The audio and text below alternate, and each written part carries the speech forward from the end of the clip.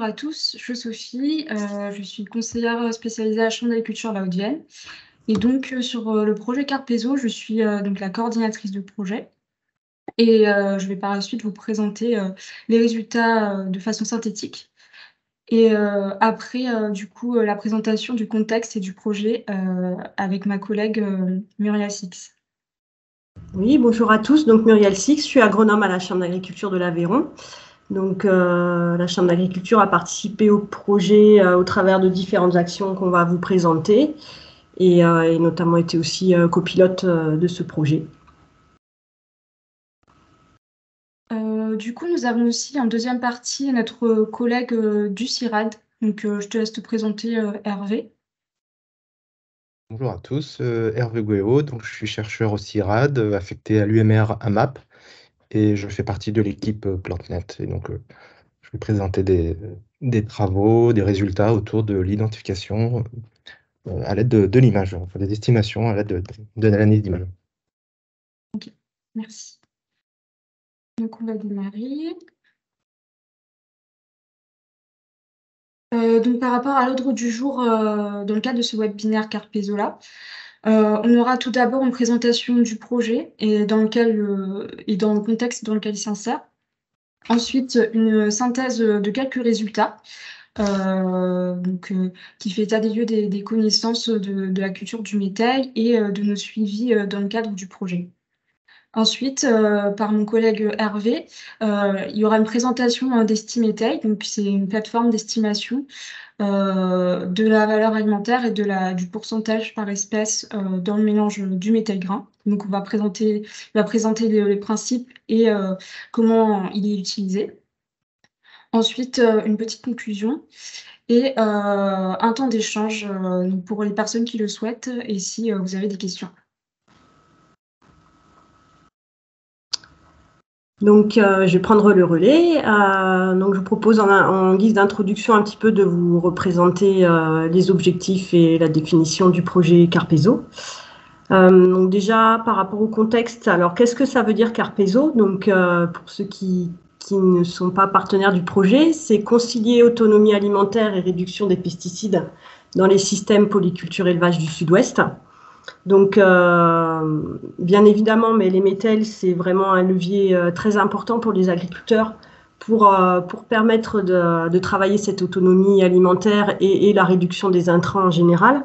Et donc, l'objectif du projet, c'est promouvoir le développement de la culture des métels et essayer notamment de lever les points de blocage ou de répondre aux interrogations que peuvent avoir les agriculteurs et les conseillers qui les accompagnent sur notamment les aspects valeurs alimentaires.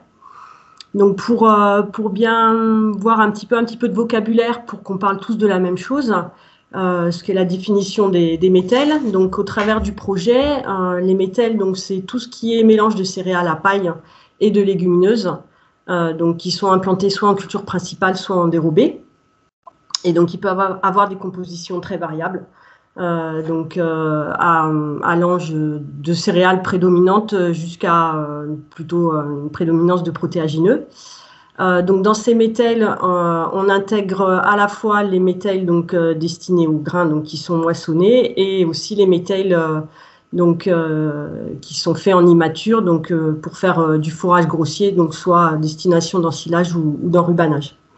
Donc on a les deux modes de récolte qui ont été pris en compte dans ce projet. Pour continuer un petit peu à commencer à vous présenter un petit peu le contexte, en quoi consiste Carpezo. Donc déjà, ce qu'il faut retenir, c'est très important, c'est le partenariat qu'il y a autour de ce projet, donc qui était très fort puisqu'on avait au total 13 partenaires, donc Chambre d'agriculture, Institut technique, l'IDEL, CIRAD, INRIA, des lycées agricoles. Ça concerne deux régions, donc Nouvelle-Aquitaine et Occitanie. Donc les chambres régionales étaient partenaires également. Et donc c'est un projet qui a duré 3 ans et demi. Donc qui a démarré en janvier 2020 et qui va se terminer à la fin du mois de juin. Vous avez le petit logo là, un petit peu pour identifier ce projet. Donc en gros, l'important c'est tout ce qui a été la compilation et l'acquisition de données Donc à la fois des données existantes et des données qu'on a pu donc constituer par du suivi de parcelles donc pendant les 3 ans et demi, pour pouvoir étudier tous les facteurs de variation donc qui font la performance des métels, faire de l'évaluation multicritère et puis donc derrière constituer des outils et notamment cet outil innovant qu'on va vous présenter tout à l'heure. Il y a également derrière une base de données. Enfin voilà, il y a plusieurs choses qui vont être valorisées prochainement. Si on rentre un petit peu dans le détail des différentes actions qui ont constitué le projet pendant ces 3 ans et demi, donc il y a une action 1 qui était plutôt à l'échelle du système de culture, à travers laquelle on a justement fait des suivis de parcelles. L'action 2 qui a consisté à toute la compilation des données pour faire la base de données et développer les outils, donc qui ont pu être faits à partir des données acquises au cours de l'action 1, des données qu'on a compilées au travers d'une photothèque et donc de la plateforme qu'on va vous présenter.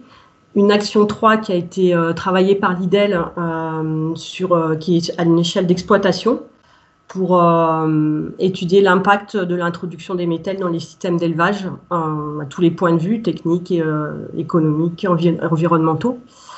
Et puis bien sûr des actions classiques qu'on a dans ce type de projet, donc tout ce qui est diffusion, transfert et la communication dont ce webinaire fait partie. Donc je vais laisser la parole maintenant à Sophie qui va vous présenter les résultats. Donc on va passer à la partie qui concerne la synthèse des données de suivi. Donc comme l'a dit ma collègue Muriel, on a constitué un réseau de suivi à l'échelle des 2 régions, donc Nouvelle-Aquitaine et Occitanie. On a en tout 9 départements qui sont concernés par le suivi de parcelles. Donc en fait là vous avez la petite carte avec les localisations et puis un tableau plus conséquent avec plus de compléments, on va dire, sur les parcelles qui ont été suivies. Donc en fait, vous avez par département et par type de métail le nombre de parcelles qui a été suivi de 2020 à 2023. Donc là, on parle bien de nombre de parcelles. Il faut savoir que par parcelle, on peut avoir plusieurs échantillons de métail qui vont être suivis. Donc ce qui nous fait qu'au total, on va avoir en 2020 58 parcelles qui ont été suivies. Donc là, on tient compte dans ces 58 parcelles-là, un grand nombre qui proviennent du réseau RedCap. Donc là, c'était des suivis de métail grain à destination des caprins, donc qui étaient au nombre de 41. En 2021, on en a suivi 20. En 2022, 30 parcelles. Et puis en 2023, 5 parcelles. Donc 2023, c'est la fin du projet. Donc on a suivi les dernières parcelles de métail fourrage. Donc voilà, parce que métail grain, ça va au-delà de la limite du projet, limite de fin de projet qui est du 15 juin. Donc on passe à la suite. Concernant le suivi de parcelles, chacun des conseillers possédait une fiche de suivi. Donc on avait la même fiche de suivi pour pouvoir homogénéiser les données de suivi de la culture de métail, donc grain et fourrage. Donc c'est une fiche qui se présente sous format Excel. Elle sera disponible par la suite pour les personnes qui veulent l'utiliser pour suivre du métail, donc que ce soit grain ou fourrage. Et donc en fait, dans cette fiche de suivi-là, on a plusieurs onglets. Un onglet présentation du projet, puis un onglet protocole. Donc c'est les protocoles qu'on a utilisés pour pouvoir recueillir les données qu'on a utilisées. Un onglet sur les informations concernant l'exploitation. Donc là, on va avoir principalement les données de localisation de l'année. Et également, on a tout ce qui concerne l'itinéraire technique du métal. Donc là, en fait, on a séparé les suivis, les onglets métal grain et métal immature parce qu'en fait, on a à la fin de ce fichier-là un onglet qui récupère toutes les données, donc pour pouvoir faciliter, on va dire, la mise en place et la construction d'une base de données. Donc, on a des données qui concernent l'itinéraire technique, que ce soit pour le grain ou l'immature, c'est-à-dire le type de mélange, densité de semis, et surtout s'il y a eu des apports d'engrais, etc. Et puis après, on a un onglet sur le suivi. Donc, ça va être du suivi de comptage, entrée, sortie hiver, mais aussi des pesées. Et enfin, on analyse tous les échantillons qui ont été suivis au laboratoire pour pouvoir avoir la valeur alimentaire. Également, ce qui est à préciser, c'est que que ce soit pour le métal grain ou fourrage, on fait le pourcentage par espèce à la fin à la récolte.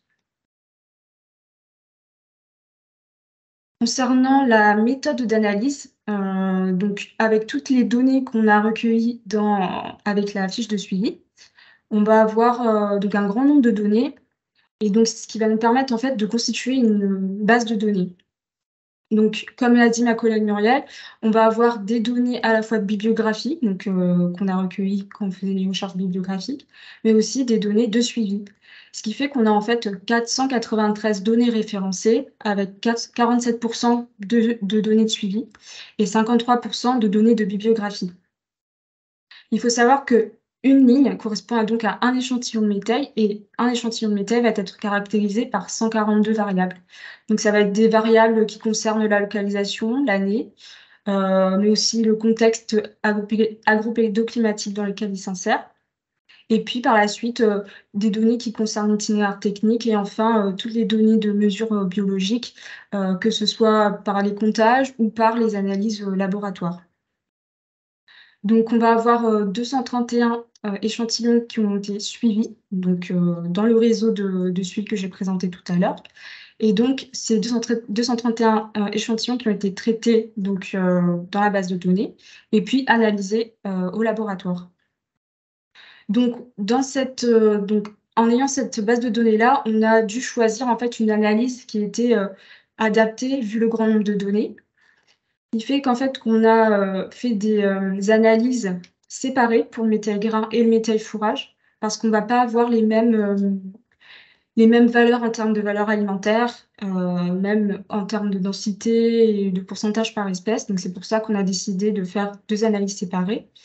Et au sein de ces analyses-là, on a décidé de séparer les échantillons qui étaient conduits en bio et les échantillons qui étaient conduits en conventionnel. Donc, dans notre base de données, on va avoir 35% d'échantillons de métal grain, 65 de fourrage. Et dans tous ces échantillons-là, on a 29% de parcelles en bio et 71% de parcelles en conventionnel. Et donc, à la suite, en bas, je vous ai mis les analyses qui ont été faites dans le cadre de ce projet-là. Donc, ce n'est pas des analyses statistiques avec R, par exemple, ce sont des analyses qui ont été faites dans Excel, donc par le biais d'un tableau croisé dynamique.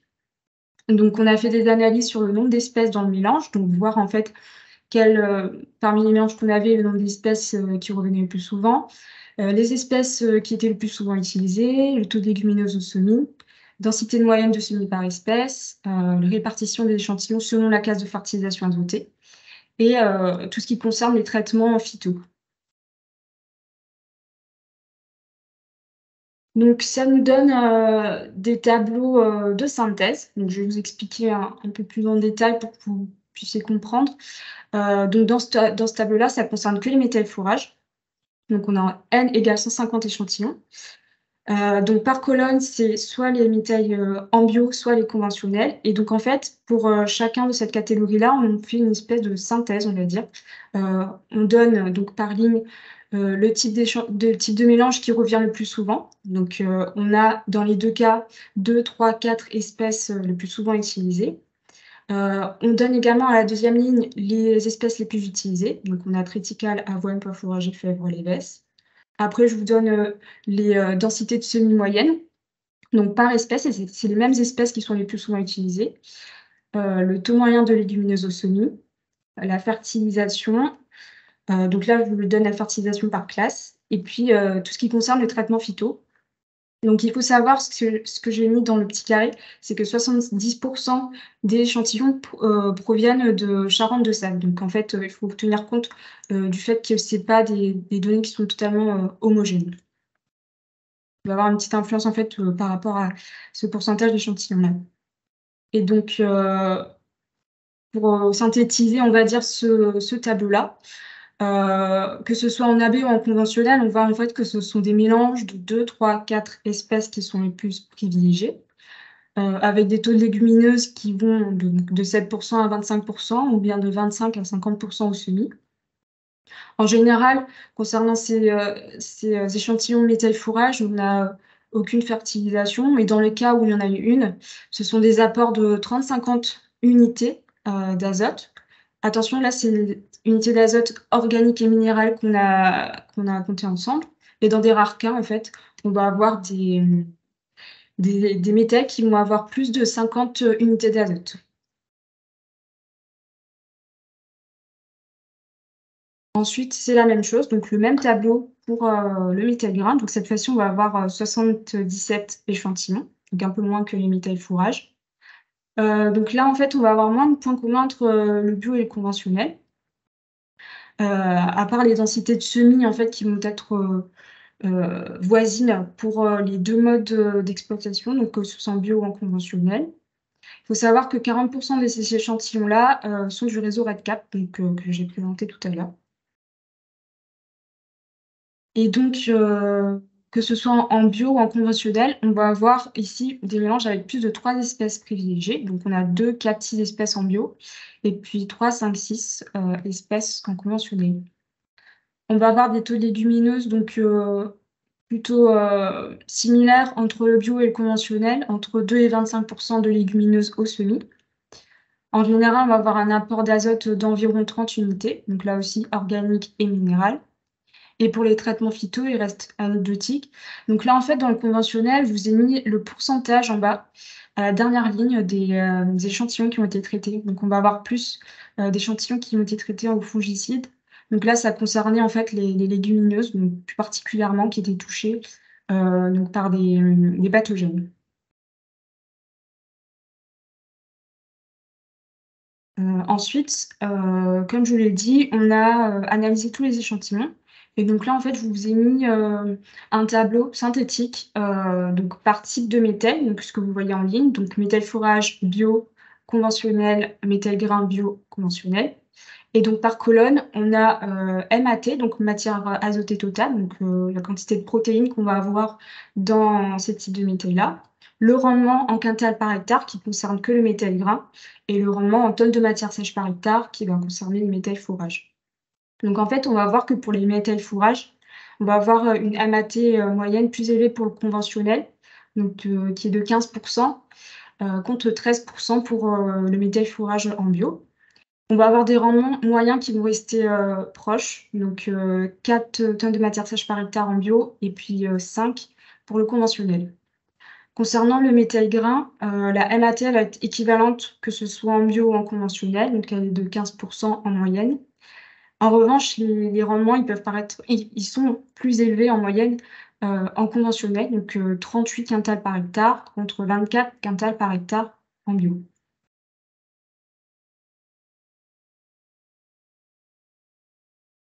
Ensuite, on a décidé de faire des 4 types de métaux. Donc, c'est-à-dire que, en fait, quand on a diffusé le questionnaire aux agriculteurs concernant le métal, plusieurs groupes sont apparus, c'est-à-dire que selon les objectifs de l'éleveur, on ne va pas avoir le même type de métal qui est demandé. Soit ce sera un métal avec plus de protéines, un métal avec plus de rendement, ou bien équilibré, donc en protéines et rendement.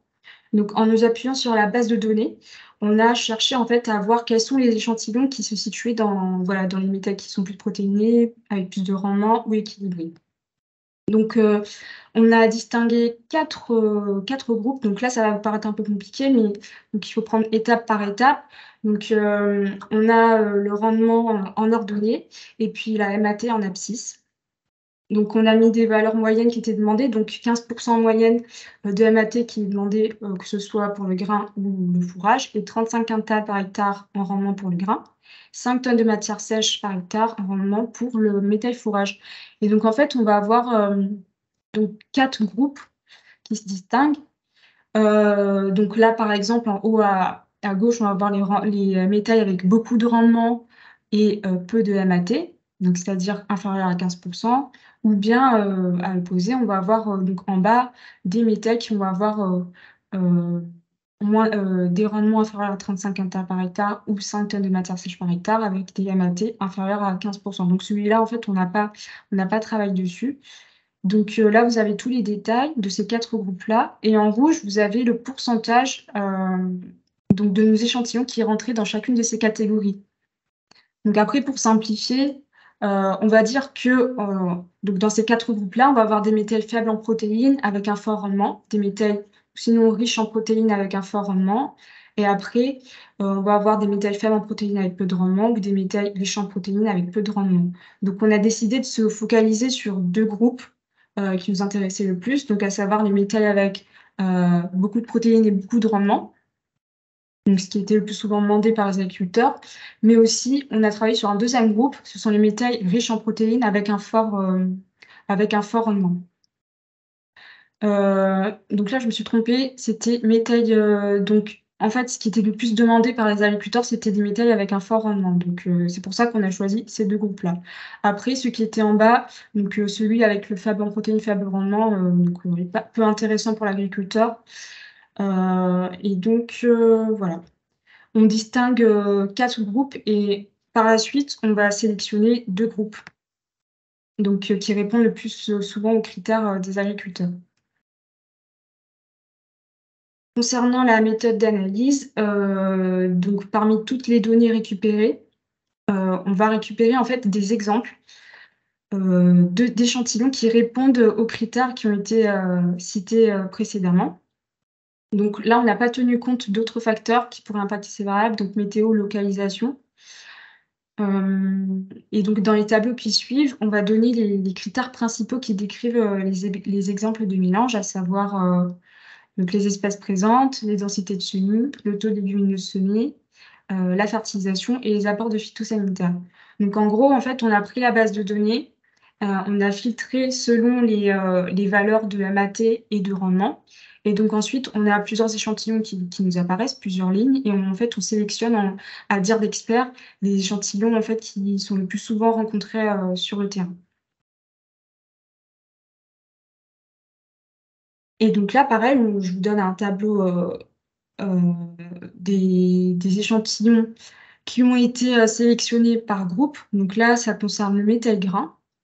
Donc là, ça peut vous paraître un peu compliqué, mais je vais vous dire par étape là également la construction du tableau. Donc par colonne, en fait, c'est les groupes de métal donc qu'on a vu précédemment dans les 4 groupes. Donc là, en fait, en la première colonne, ce sont les métaux avec une MAT supérieure à 15% et un rendement supérieur à 35 quintals par hectare.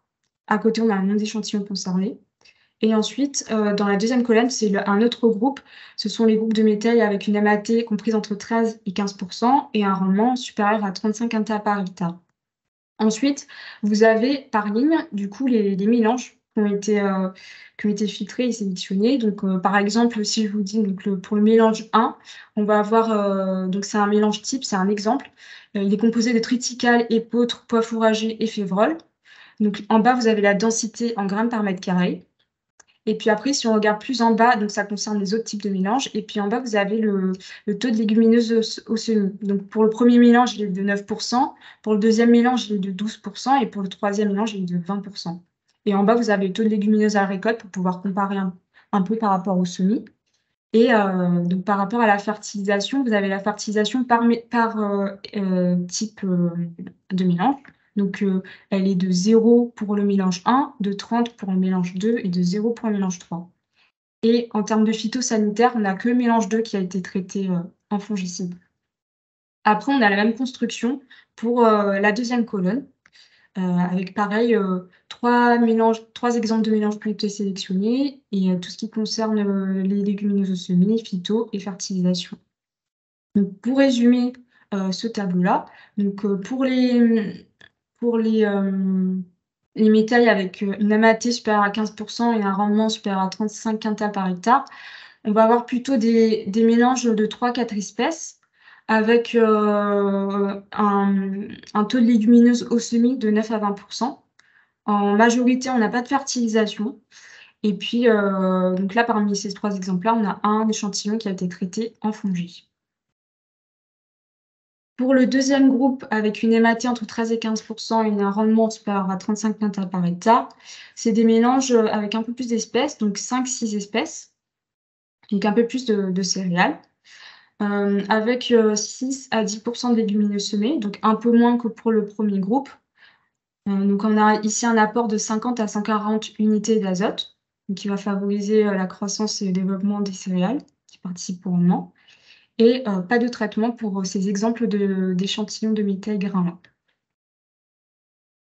Ensuite, on a fait le même travail pour, donc là, j'avais oublié de vous dire, mais la petite pastille AB, donc c'est pour les exemples que j'avais sélectionnés. Donc le mélange 1, il est en bio, donc tous les autres, non. Et là, pareil. Pour le métal fourrage, donc on a le même tableau, donc avec les mêmes groupes. Donc on a un peu plus d'échantillons. Donc pour le premier groupe, on a 21 métal fourrage, et puis pour le deuxième, 17.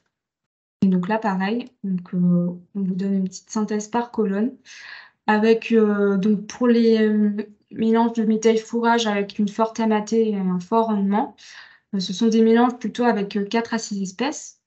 On va avoir un pourcentage de légumineuses un peu plus élevé que pour les grains, donc de 16 à 70%. Pas de fertilisation en majorité pour ces exemples-là, et donc pas de traitement, que ce soit en fongies, insecticides, herbicides.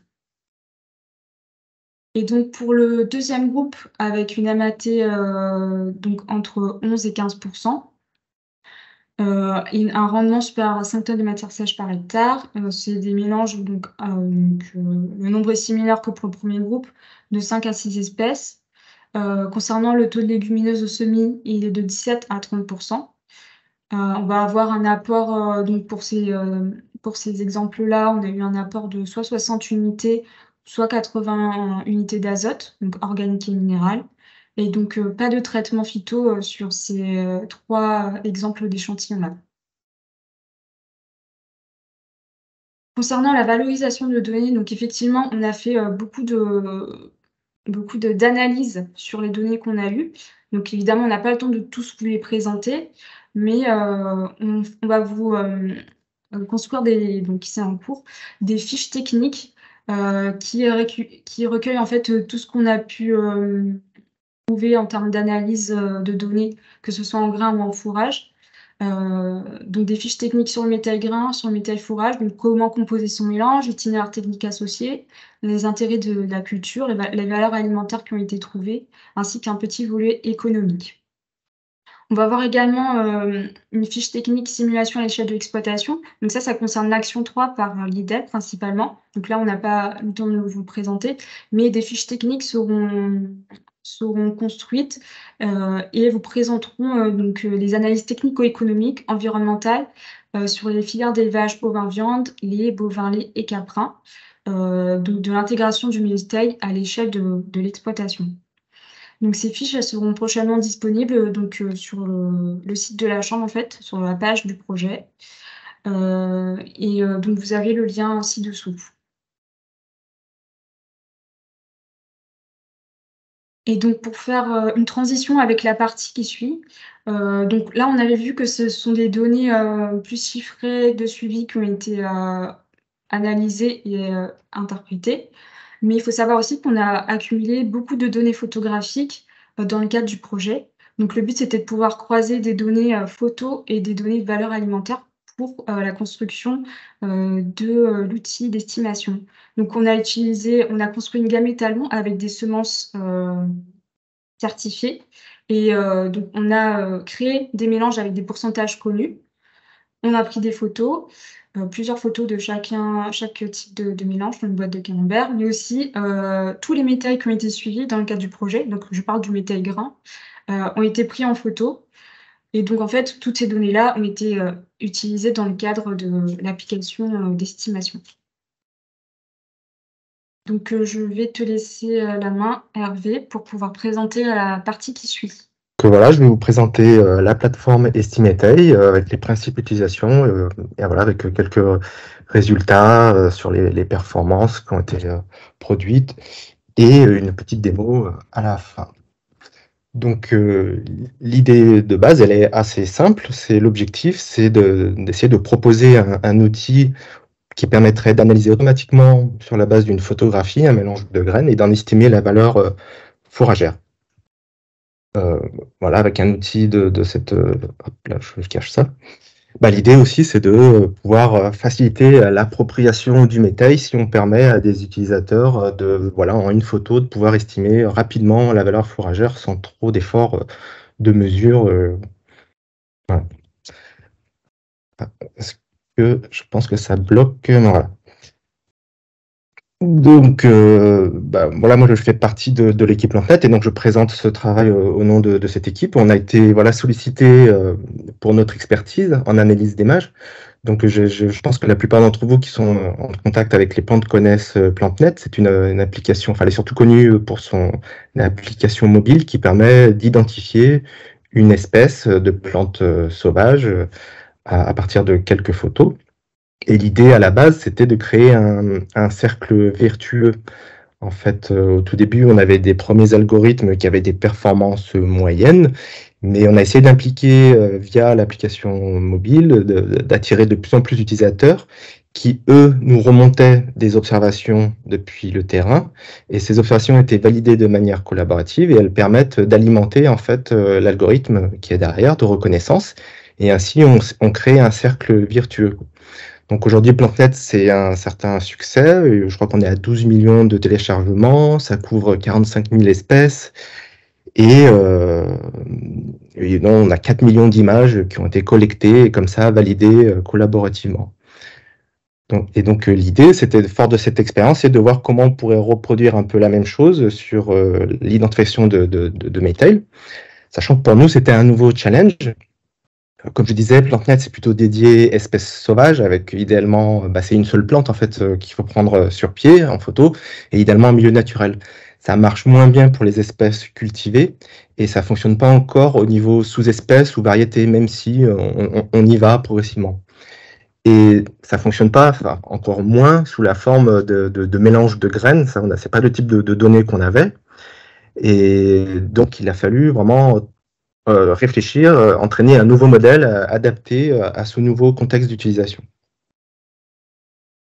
Donc la première année a été consacrée surtout à la collecte de données grâce à la monoculture récolte de 10 variétés et la création de mélanges contrôlés avec des pourcentages précis. Et puis on a dû réfléchir à un protocole d'acquisition. Donc l'idée c'est comment on pouvait, quelles seraient les requêtes qu'un utilisateur pourrait faire de l'application, et on a pensé à la boîte de camembert que tout le monde a ou peut avoir facilement. Et l'idée, c'est de piocher dans un sac et d'essayer de photographier l'échantillon en centrant la photo. Et puis, en renseignant, bien sûr, pour la base d'apprentissage, les pourcentages précis. Les années suivantes, on a diversifié les prises de vue avec des mélanges plus riches, plus complets. Concernant par contre le volume de données, on a atteint à peu près 5000 images. Mais sachant que des mélanges ont été pris en photo plusieurs fois. Donc c'est 5000 images, mais c'est moins d'observations, moins d'échantillons, on pourrait dire. Alors d'un point de vue méthodologie, on est parti sur des techniques où, par rapport à des travaux précédents qu'on avait fait, où le but était vraiment d'essayer de détecter chaque graine individuellement. Donc ça s'appelle des techniques de segmentation d'instance. Voilà, et pour ensuite en déduire les estimations de surface, puis de poids, et enfin d'estimation de valeur nutritive. Le problème de ce type d'approche, c'est que ça nécessite d'annoter à la main et de détourer à la main intégralement toutes les graines d'une image.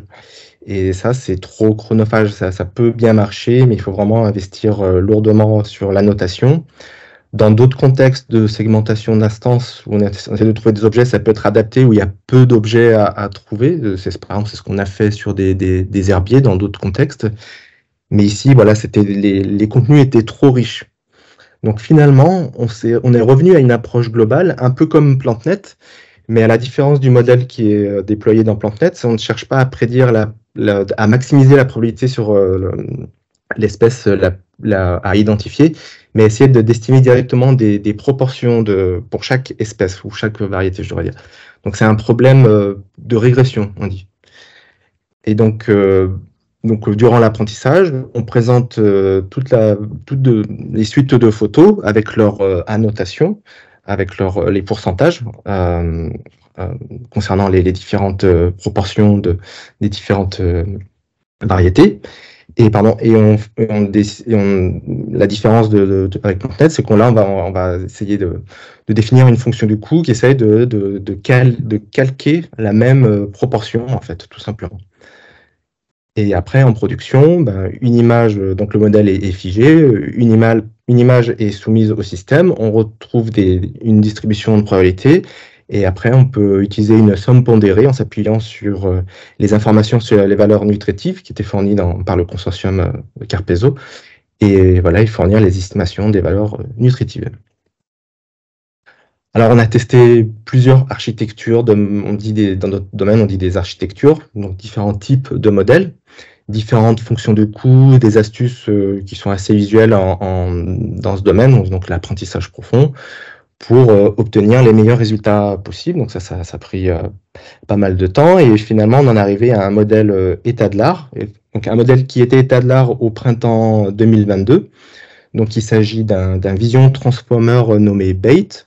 Alors, voilà, pour ceux qui ne connaissent pas, on va dire que pendant les 10 précédentes années, le deep learning est devenu très à la mode, notamment avec l'arrivée des réseaux de neurones convolutionnels. Mais depuis 2 ans, il y a un nouveau type d'architecture qui s'appelle donc les visions transformers, et qui sont poussent à nouveau un peu plus loin les limites d'identification. Et voilà, c'est aussi notre rôle au sein de PlantNet, de toujours être un peu au courant des meilleures méthodes de l'ISDAR et d'être assez agile pour changer rapidement de modèle. Donc, pour information, ce modèle BAIT, c'est aussi le même point de départ qui est utilisé pour la prochaine version de PlantNet qui va être diffusée, qui est en cours de diffusion actuellement. Et donc, pour les personnes qui ont l'habitude d'utiliser PlantNet, vous avez peut-être constaté un petit saut de performance, notamment pour les espèces les plus rares. Et la particularité de ces modèles, donc c'est une tendance lourde dans l'état de l'art, c'est qu'en fait, ils ont été pré-entraînés sur des millions d'images d'abord, et cela sans annotation, contrairement aux précédentes méthodes. Et enfin, une fois qu'on prend ce modèle, on peut ensuite l'affiner sur notre problème d'estimation de mélange. Alors, globalement, si on parle des performances, elles sont bonnes, mais inégales selon les espèces, sachant qu'un système d'estimation ne pourra jamais être parfait. Donc, par exemple, on a des difficultés sur la veste, elle tend à être confondue avec d'autres types de graines, comme les pois fourragés. Peut-être qu'elles se ressemblent un peu, hein, c'est un peu des pois noirs, et qu'il y a un critère discriminant qui est la taille, mais bon, c'est difficile à être capturé par le modèle entraîné. Et puis, bon, on voit aussi que sur l'avoine, c'est pas terrible non plus, sachant que pour d'autres espèces, ça se passe bien. Alors, ça peut être amélioré. Tout simplement, alors bien sûr, en améliorant les techniques d'identification, et ça c'est le travail de recherche sous-jacent, changer les méthodes, adaptant, voilà. Mais aussi un levier important et principal, c'est fournir plus de données d'apprentissage. Donc c'est le nerf de la guerre dans ce type d'approche. Et c'est vrai que si on pense je suis désolé, hein, je me ramène toujours à PlantNet, c'est le point de comparaison le plus facile pour moi.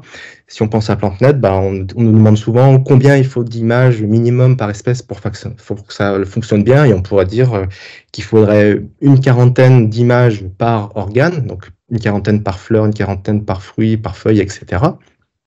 On peut commencer à avoir des performances intéressantes. Mais voilà, c'est dans ce cadre-là où ce n'est pas des classes qu'on essaie d'estimer, mais des distributions, peut-être qu'il faut encore des données encore plus riches et encore plus diversifiées.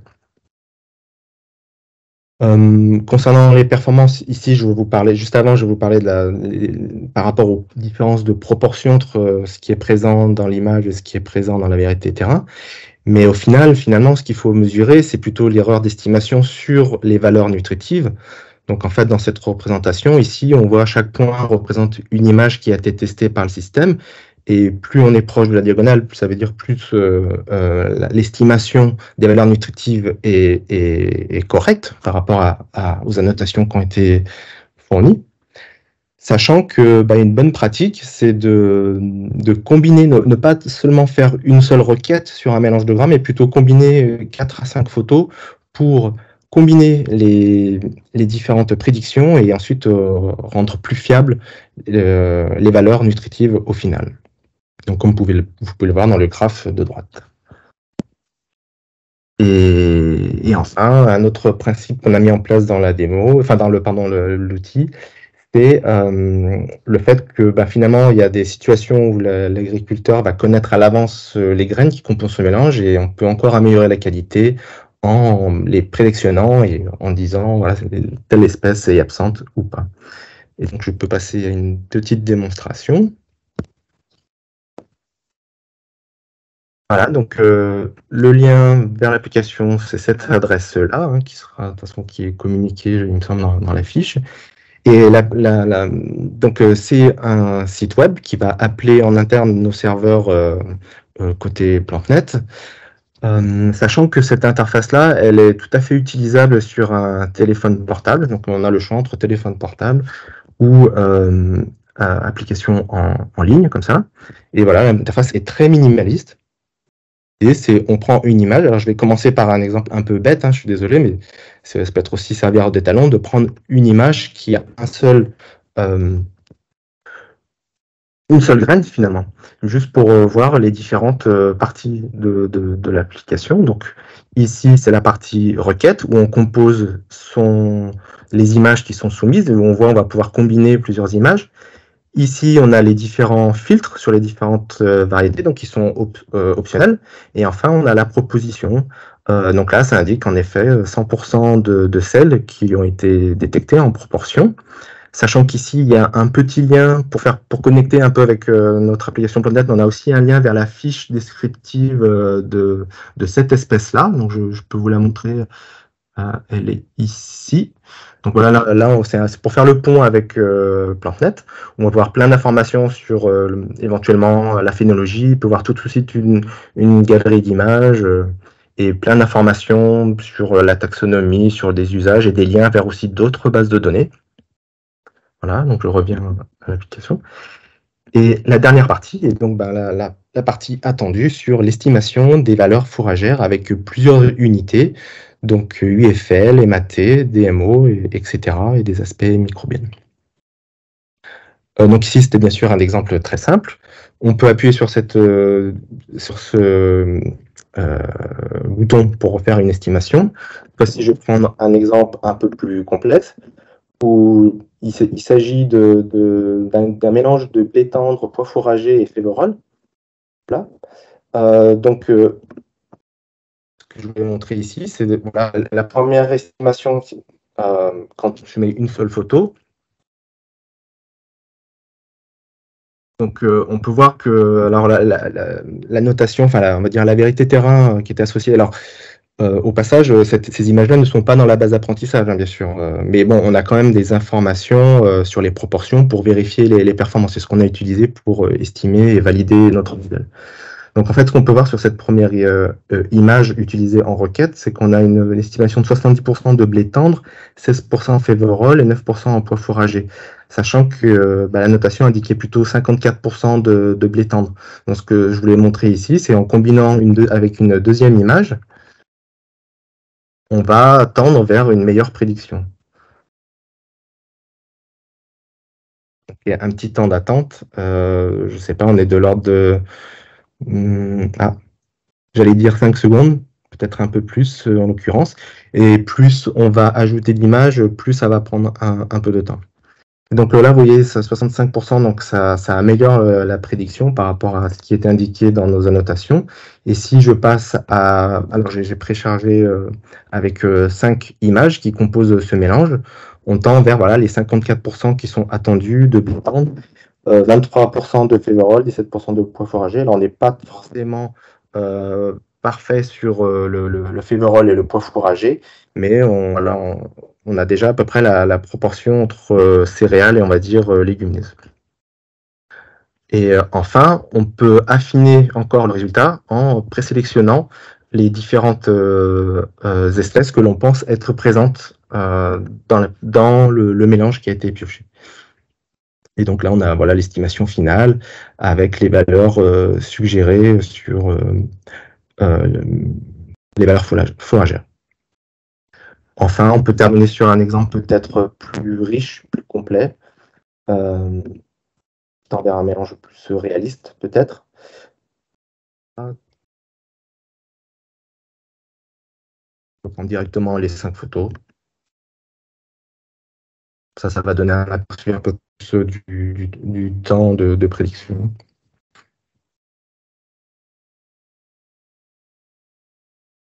Donc ça, c'est un temps qui est un peu long, mais c'est vrai que peut-être qu'on pourrait encore... on a des possibilités au niveau technique derrière pour accélérer les prédictions. C'est juste que comme c'est un nouveau type d'architecture, on est en train un peu de le prendre en main, et quand on passe en test, on sait qu'on a une méthode pour accélérer nettement en fait les prédictions, mais ça sera pour une prochaine fois. Et donc voilà, je cherche juste. Donc ça indiquait du triticale, de l'avoine, de l'orge, épeautre, pois fourragers, féverolles et autres. Peut-être que j'ai pas mentionné l'aspect autre. L'aspect autre, c'est-à-dire que on a aussi intégré dans la base d'apprentissage le fait que des fois il y avait des résidus, c'est-à-dire des bouts de branches, enfin pas de branches, mais plutôt de tiges, ou des poussières ou d'autres choses intrus, et c'est aussi quelque chose qu'on prend en compte dans les prédictions, parce que des fois ça peut, voilà, ce qu'on appelait impureté. Bon, je pense que c'est tout pour moi. Merci Hervé. On va passer aux questions. Alors pour les questions, on va faire ça en 2 étapes. On va d'abord revenir sur la première présentation, donc de Sophie et Muriel, et après on repassera sur Estimétail. Alors en termes de questions, Sophie, Muriel. Alors moi j'avais noté la première question sur les variétés. Est-ce qu'elles ont été étudiées ou pas dans le projet? Tout à fait. Alors la variable variété fait partie de la base de données. Alors après Sophie reprécisera peut-être puisque c'est elle qui l'a plus en tête. C'est vrai que parfois, alors quand on a des mélanges qui sont des mélanges sur de la culture de vente, sur de la céréale achetée, de la semence achetée, l'information de la variété, on l'a quasiment à chaque fois, je pense, pour les échantillons. Après, on est aussi beaucoup sur de la semence fermière, donc on n'a pas toujours forcément l'information variété. Après, je sais pas en pourcentage, Sophie, ce que ça peut représenter dans la base de données, le fait d'avoir ou pas la variété pour chaque type de mélange. Si tu as une idée précisément. La variété, on ne s'est pas focalisé dessus parce qu'on avait déjà beaucoup d'informations avec les espèces. Donc voilà, après je saurais dire en termes de pourcentage le nombre d'échantillons renseignés avec les espèces, enfin les variétés ou pas, mais il faut savoir que dans le cadre du projet, on s'est pas penché sur la variété, quoi. Mais on a l'info est recensée dans la base de données. Après, là où ça peut éventuellement jouer sur le résultat final, c'est peut-être plus pour les métels fourragers, où on sait que la valeur peut très vite évoluer à l'épiaison des céréales. Donc c'est sûr que quand on travaille avec des variétés qui sont plus tardives, ça laisse un petit peu plus de souplesse pour faire les chantiers de récolte que quand on est sur des variétés de céréales précoces qui épient très vite et où là on peut vite dégrader la valeur de la MAT. Alors, comme je suis le maître du temps, on saute à la deuxième question, toujours à Sophie et Muriel. Au niveau de la fertilisation, pourquoi ne pas distinguer minéral et organique? Et pourquoi on a regroupé, en fin de compte, en une seule quantité d'azote totale, enfin azote apporté sur la culture? Sachant que je précise par rapport à une autre question, l'azote organique, on ne tient en compte, on a pris que l'azote efficace.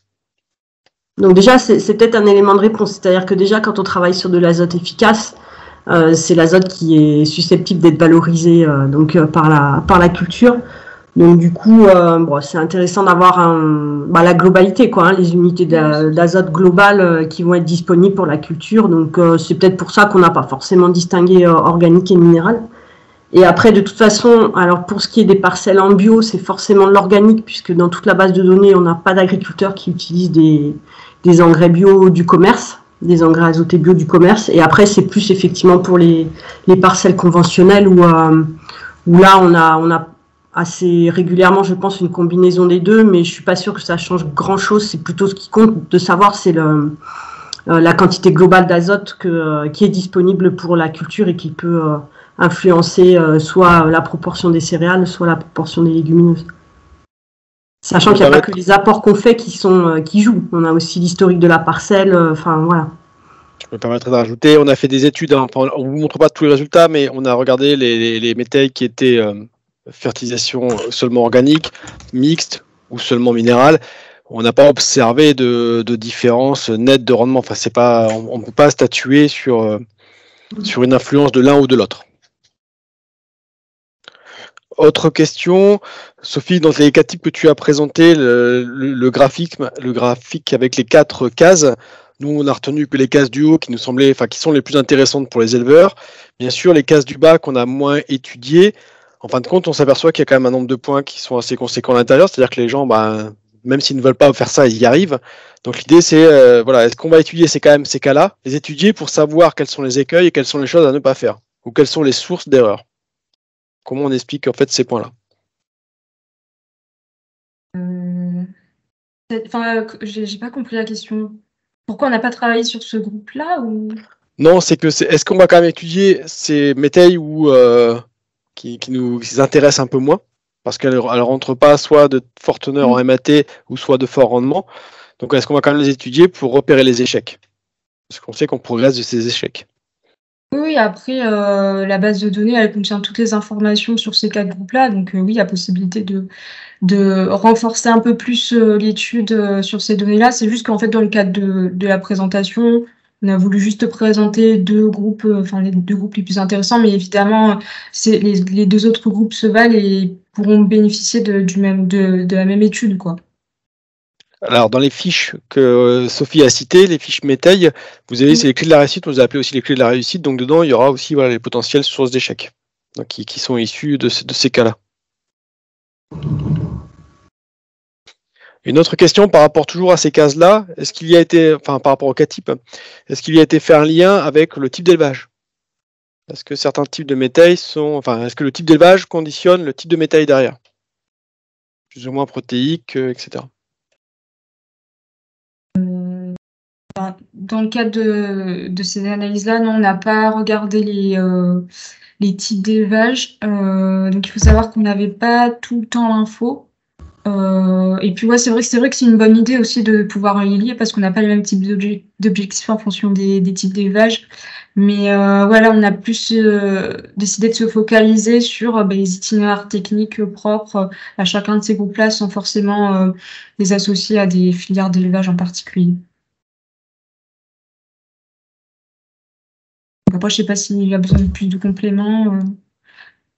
Parce que après, pour les filières d'élevage, donc on a la partie Action 3 avec l'IDEL. Mais c'est vrai qu'on n'a pas tout l'itinéraire technique associé au mélange qui va être présenté. C'est plus des analyses globales, des analyses technico-économiques, environnementales, etc. Donc, cette partie-là, ce lien-là, non, il n'a pas été enseigné. Alors, on change de partie pour Estimétail, donc pour Hervé. Donc, Hervé, tu vas répondre à la question. Comme pour PlantNet, est-ce que les agriculteurs ou les éleveurs pourront alimenter, les utilisateurs de la plateforme, en fait, pourront alimenter, grâce à leurs photos, cette plateforme-là pour l'améliorer et contribuer à son amélioration? Pour l'instant, la fonctionnalité n'existe pas, mais c'est sûr que c'est une stratégie tout à fait pertinente. C'est vers quoi il faudrait aller. C'est ce que je montrais au tout début sur le cercle vertueux, en effet, de PlantNet. C'est qu'il faut s'appuyer un maximum sur des utilisateurs pour fournir des nouveaux éléments d'apprentissage, des nouvelles données d'apprentissage. Parce qu'en fait, ce que ça va surtout apporter, au-delà de juste la photo, c'est surtout de la diversité visuelle. Certes, on est dans un milieu plus contrôlé, mais finalement, chaque appareil photo va pas avoir tout à fait, chaque téléphone ou chaque appareil photo va pas avoir tout à fait les mêmes rendus visuels. Les conditions d'éclairage vont pas être les mêmes. Après, il y a tout l'aspect variété, en fait, et donc des différentes nuances de couleurs, par exemple, que pour l'instant, finalement, vu l'étendue du problème, on ne couvre pas forcément, quoi. Donc oui, c'est tout à fait un point qu'il faudrait développer par la suite. Sachant que ça requiert aussi un effort d'analyse pour avoir des estimations plus précises côté humain, quoi, manuel. Alors, autre question. Est-ce que tu peux rappeler, alors ça sera rappelé dans la fiche technique qui va être disponible, mais est-ce que tu peux rappeler les conseils à donner pour la prise d'échantillon ou la prise de photo? Quels conseils on peut donner? Bon, le premier conseil, c'est bien évidemment d'essayer de centrer au mieux sa boîte de camembert avec un bon éclairage, pas trop loin, pas trop près. Alors c'est vrai que c'est difficile de dire une distance préférable parce que ça dépend aussi des focales des appareils photo. Ça, c'est quelque chose qu'on peut difficilement contrôler. Mais d'un point de vue prise de photo en soi, ce qu'il vaut mieux faire, c'est, comme je le disais, c'est pas prendre un seul échantillon, plusieurs échantillons. Alors au début, on pensait finalement, on prend un échantillon, on pioche en fait avec sa boîte à camembert un échantillon et on pourrait le secouer en fait à chaque fois. Mais il vaut mieux finalement repiocher plusieurs fois pour avoir encore un peu plus de diversité. Et puis le souci aussi quand on secoue, c'est que ça peut faire aussi redescendre peut-être des graines qui sont un peu plus grosses ou un peu plus lourdes dans le fond, donc peut-être biaiser finalement les résultats. Donc il vaut mieux piocher plusieurs fois en fait son mélange. Et donc 3, 4, enfin 5 photos, c'est très bien. Alors là, je ne sais pas si c'est toi ou Muriel qui pourrait répondre. Le résultat d'estimé taille peut-il remplacer une analyse? Alors, j'avais déjà donné une réponse dans le chat. Les experts. Je dirais que ce qui est super important, c'est par rapport à la plateforme Estimetel, c'est déjà qu'on ait une bonne approche du pourcentage global entre les céréales et les protéagineux. Je pense que déjà, si l'application elle est précise là-dessus, on aura déjà une bonne idée de la valeur alimentaire. Après, c'est évident que, alors, aussi bien pour une analyse laboratoire que pour cette application qui est basée sur des photos, la prise d'échantillons, de toute façon, reste hyper importante. C'est-à-dire que on peut avoir une analyse de laboratoire qui est pas juste si la prise d'échantillon est pas bonne aussi au départ. Donc, mais oui, une analyse laboratoire, ça sera forcément toujours plus précise, j'imagine, que l'application. C'est ce que tu disais en introduction à ta présentation, c'est que tout n'est pas parfait, on a encore des confusions entre certaines espèces. Maintenant, si on arrive déjà à un pourcentage global céréales et protéagineux qui est correct, on fait déjà un grand pas. On va dire qu'on est sur une valeur indicative. Voilà. Après, on peut aussi voir une autre utilisation. Donc, il y a l'utilisation pour déterminer de la valeur alimentaire, mais il y a aussi beaucoup d'agriculteurs qui réutilisent leurs mélanges pour les ressemer. Et ça peut être intéressant aussi de reprendre des échantillons pour savoir s'arrêter à la proportion, savoir quelle est la proportion de chaque espèce, pour voir ce qu'on va mettre dans son mélange à semer, et puis la réajuster en fonction de ce qu'on veut faire sur l'année suivante. Donc il y a aussi cette utilisation-là qui peut être intéressante. Plutôt que de s'amuser à faire des comptages de graines. C'est sûr que tu disais que c'était long, 5 secondes. Mais sincèrement, quand on les compte, on a pris à chaque fois quasiment 1h30 ou 2h par échantillon. 5 secondes, c'est rien, quoi. Ça serait 10 secondes, ça serait très bien aussi. C'est un bon rappel. Quand on a constitué la gamme étalon, c'est vrai qu'on a fourni à Hervé et à son équipe les photos, plus derrière le tri. Et le tri, qui prend environ, par boîte de camembert, 1h30 à 2h. Donc 5 secondes, c'est relativement rapide. Et la dernière question qu'on avait, c'est y a-t-il des travaux en cours sur un estimé taille fourrage, si je comprends bien la photo, se basant sur des photos. Donc l'estimé taille fourrage, pour l'instant non, il n'est pas en cours. On a constitué une petite base de données au niveau de photos, mais on n'a pas aujourd'hui constitué d'applicatif comme on peut l'avoir là sur les grains. Donc ça pourrait éventuellement se faire, mais sur un prochain projet. On a fait le tour des questions qu'il y avait dans le fil de conversation. Est-ce qu'il y aurait encore une question? Quelqu'un aurait encore une question? Sinon... Alors, il y a encore une dernière question à destination d'Hervé. Comment sont calculés les taux de légumineuses?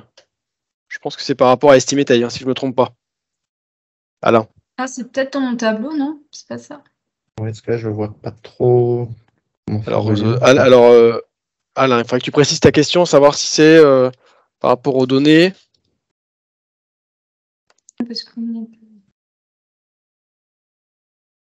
C'est pour Sophie, c'est pour toi, Sophie. Comment sont calculés les taux de légumineuses? Alors du coup, on avait donc chacun des conseillers renseigné les densités de semis par espèce. Donc en fait, j'ai une colonne pour chaque espèce. Et après, ensuite, j'ai regroupé toutes les légumineuses ensemble et j'ai fait le pourcentage. Ça, c'est basé sur les densités d'espèces au semis renseignées par le conseiller au départ sur le mélange qu'il a suivi. Après, je ne sais pas si ça a été clair. Voir le tableau de...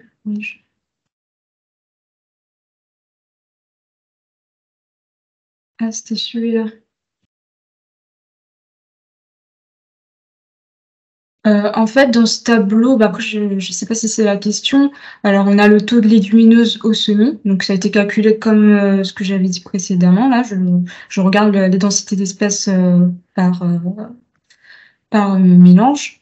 Et donc là, en fait, j'ai renseigné 16%, et le 16%, c'est pour le mélange 1, en fait. Ça veut dire que pour le mélange 1, avoine, seigle, veste, févrole, pois fourragers, pois protéagineux, j'ai 16% de légumineuses. Pour le mélange 2, j'en ai 34%, et pour le mélange 3, donc la ligne 5, j'ai 37% de légumineuses. Voilà.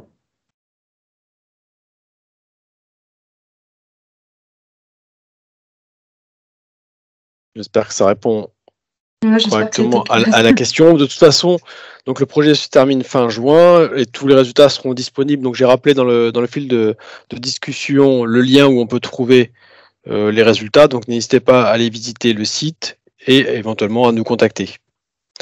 Je vous remercie tous. Bonne fin d'après-midi. Au revoir.